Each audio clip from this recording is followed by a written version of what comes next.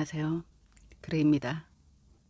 인간관계 때문에 힘들어하시는 분들, 특히나 가족이나 배우자와의 성격적 소통의 어긋남으로 상처 있고 갈등하시는 분들이 상담을 통해 관계를 개선하고 마음의 안정감을 찾기를 시도하시죠.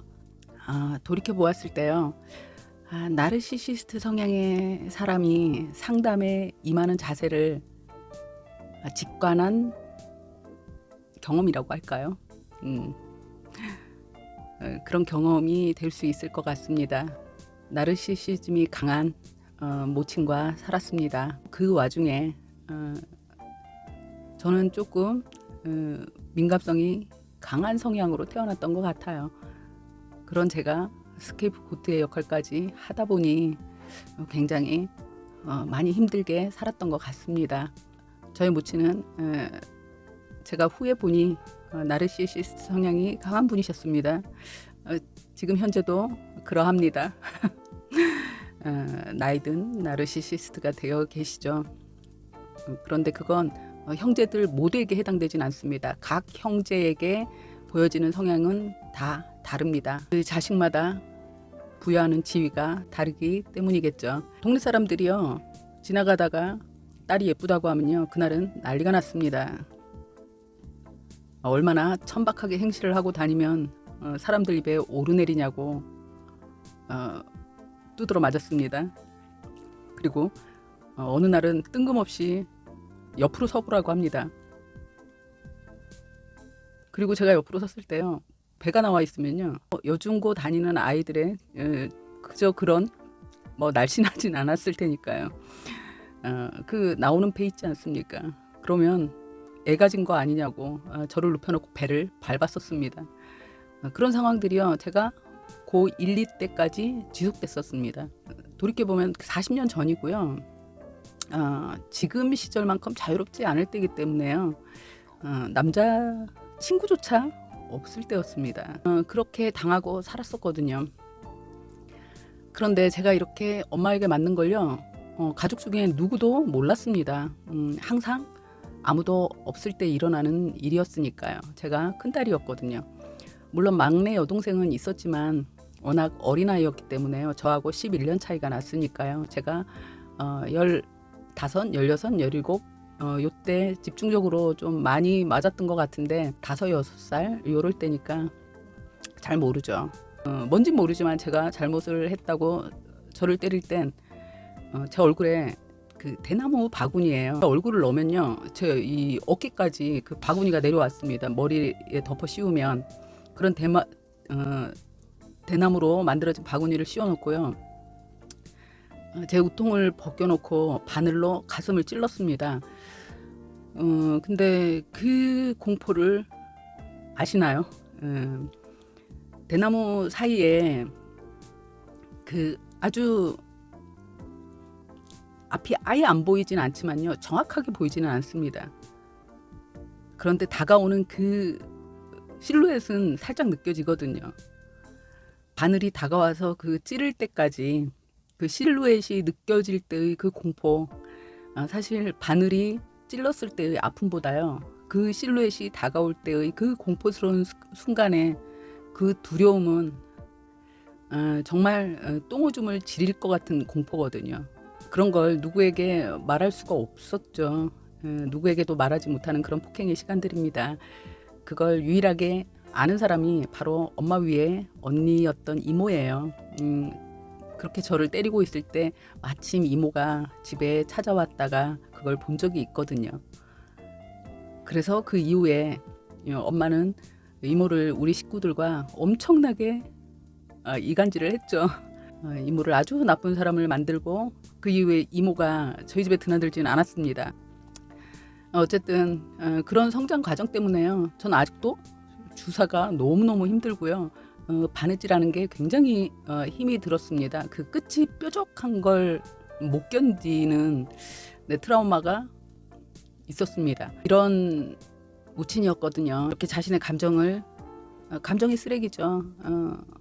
밖에서 해소하지 못하는 감정의 찌꺼기를 자식인 저한테 모두 해소하면서 살았거든요.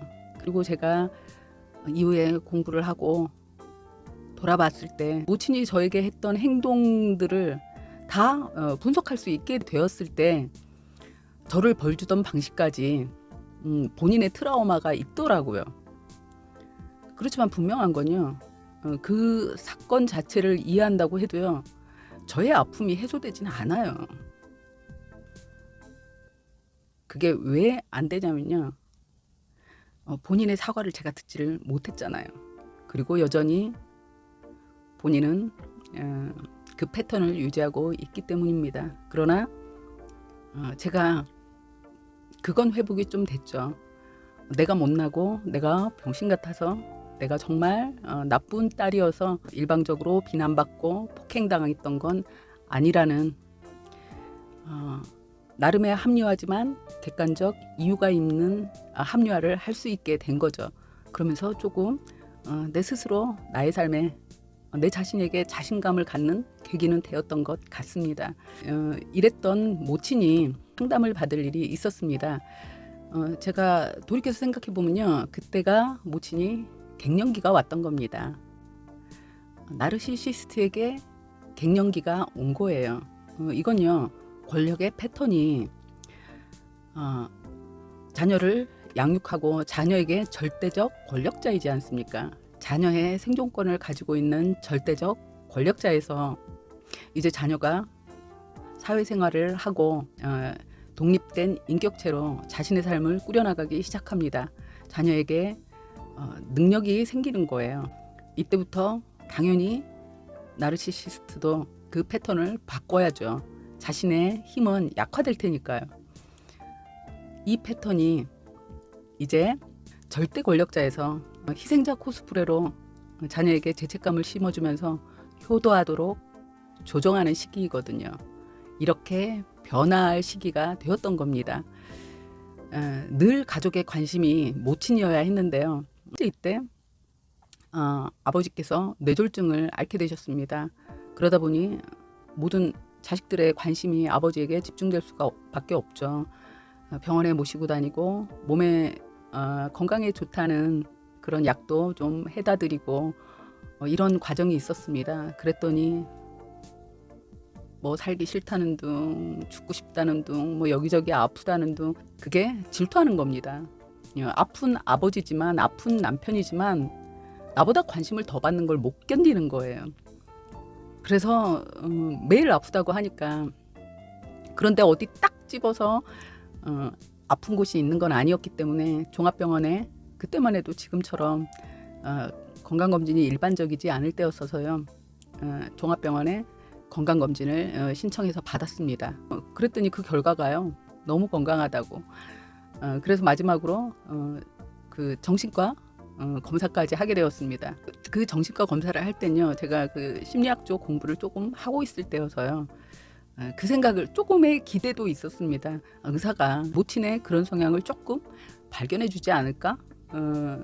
그런 기대를, 약간의 기대를 했습니다. 인지심리학을 토대로 상담을 많이 하실 때였어서 그런 기대를 약간 했었습니다. 검사가 끝나고 보호자들과 함께 상담을 하는 날이었어요. 그때는 가정의학과라고 해서 상담을 했습니다. 닥터분이 얘기를 하시더라고요. 연령에 비해 이렇게 자기관리도 잘하고 건강하신 분이 불면도 있으시고 우울도 좀 있으시다. 결국은 마음에 병이 드신 거다. 어머님의 마음을 이렇게 병들게 한 원인은 한 가지밖에 없으시고, 그 치료법은 또 너무도 간단하다는 거예요. 그러면서 오늘 제가 그걸 알려드릴까요? 그러고 말을 하더라고요. 모친의 골든차일드죠. 큰동생이랑 둘이 갔었거든요.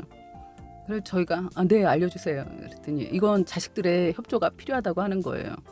딱 한마디 하더라고요. 어머님이 이렇게 병든 건 당신들 때문이에요.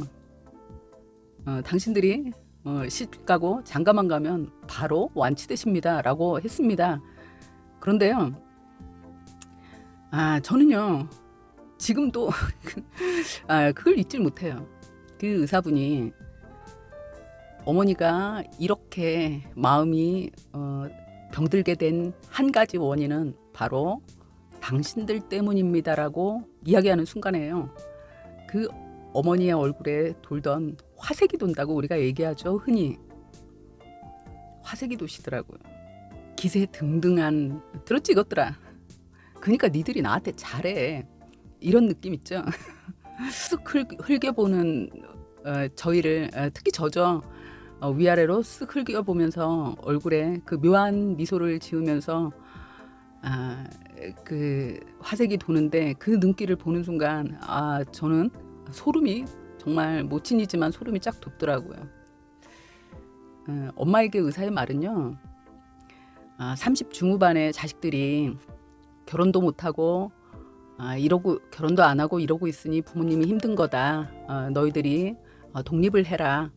그래서 부모님의 마음을 편하게 해줘라. 이런 말로 들린 게 아니라 당신들이 질병의 원인이다. 이 말만 듣는 거예요. 이분들은 자신들이 필요한 얘기만 듣는 사람들이기 때문에 앞으로 나한테 잘해라. 내가 아픈 건 다 너희 때문이야.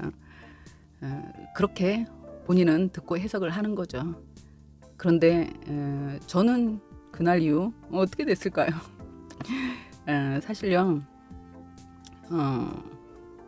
저는 그날 이후 굉장히 힘들었습니다. 사실 태어나서 보니까 그런 엄마였거든요. 분명 TV에도 책에도 이런 엄마가 없거든요. 저는 본 적이 없었어요. 물론 계모는 있었습니다. 계모가 못된 짓을 하고 괴롭히는 내용은 있었지만요. 생모가 그렇다는 내용을 본 적이 없었거든요. 정말 너무 제 입장에선 너무 악랄하고 치사하게 평생 저를 괴롭혔던 사람인데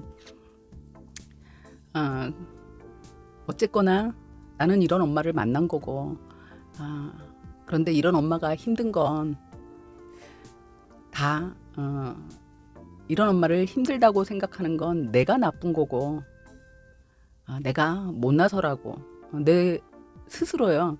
제 안에서 막 이런 마음이 올라올 때마다 이 불덩이를 삼키면서 살았거든요. 그래서 저는 저같이 나쁜 인간 그리고 혹시 제가 아이를 낳았을 때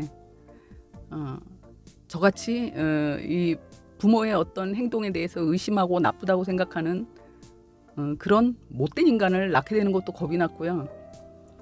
그리고 제가 생각했을 때 모친의 행동은 분명히 불합리하거든요. 근데 자식은 부모를 닮는다고 하지 않습니까? 제가 아무리 이성적으로 노력한다 해도 인간이기 때문에 나도 모르게 내가 낳은 아이한테 엄마처럼 하지 말라는 100%의 보장을 할 수가 없잖아요. 전 그게 두려웠기 때문에 전 결혼도 포기한 사람이었거든요. 그런데 의사가 그런 말을 한 거예요. 나 때문에 엄마가 가슴속에 병이 들었다고. 정신과 전문의가 그 한마디를 한 겁니다.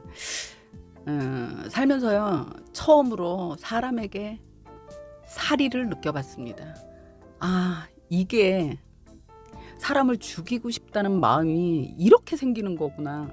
그때 느꼈거든요. 정말 당장 달려들어서요 멱살을 잡고 내가 어떻게 크고 어떻게 살았는지 당신이 아냐고 따지고 싶더라고요. 저 모친 앞에서 딸을 어떻게 키웠는지 물어는 봤냐고. 나한테 엄마가 나를 어떻게 키웠는지 나를 어떻게 키웠다고 생각하는지 나한테 한번 물어는 봤어요? 하고 되묻고 싶더라고요. 상담을 하시는 분 입장에선 직접 상담자가 제가 아니었기 때문에 모친을 주축으로 얘기할 수밖에 없었겠죠. 상담사를 속이려고 하면요. 더군다나 자기중심적인 이 사람들이 속이려고 하면요. 상담사는 점쟁이가 아니기 때문에 독심술사가 아니기 때문에 속을 수밖에 없는 것이 맞습니다. 우연히 상담학 분야에 어떤 학회가 있어서 가게 됐는데요. 그분을 뵀습니다. 한 15년 만에 배웠지만 바로 알아보겠더라고요. 그리고 그날 알게 되었습니다. 비혼이셨던 거예요. 그게 뭐냐면요. 물론 이건 제 추측입니다. 상담사도 인간이거든요. 그러다 보면요, 자신의 주관적 입장이 녹아들 수밖에 없어요. 그 순간 모친을 기분 좋게 해줄 수 있는 한마디는 자식들에게 모친에게 관심을 더 갖고 효도해. 니들이 말 잘 들으면 모친은 행복할 수 있어. 왜냐면 다른 부분에 어떤 이상이 없었던 분이니까. 그리고 뭐 상담이나 어떤 검사에서 본인이 적어내는데 다 가짜로 적어냈을 때니 정말 이분의 성향을 정확히 찝어낼 수 없었을 거라고 생각하거든요. 그러다 보니 이제 그렇게 했을 거라고 생각합니다. 오늘 제가 이 얘기를 꺼낸 건요, 상담을 하시고 나서 그 상담사와 맞지 않는 것 때문에 불편을 느끼고 힘들어하시고 간혹 가다가는요, 이 상담 한번 받고 나서 너무 상처받는 분들이 계신 거예요. 그런 얘기를 하시는 분들이 계시거든요. 그런데 상담을 하면서 내가 상처를 받아선 그건 분명히 안 되죠. 내가 상처를 받으면 다시 상담받으러 안 가게 될 거고요. 중요한 건 나는 상담을 받고 상처만 받고 끝나게 됩니다. 좋은 기회를 놓치는 위험한 선택이 될 수 있기 때문에요. 근데 그 상담사를 꼴도 보기 싫을 만큼 너무 힘들면 못 가죠. 정 힘들 땐 상담사를 바꿔보시라고, 상담을 포기하지 마시고 상담사를 바꿔보시는 걸 권합니다.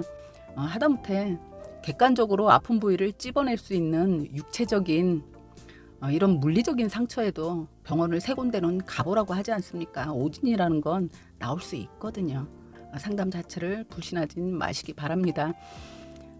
밖에서요, 아이들에게 맞고 와서 막 울면서 집에 왔는데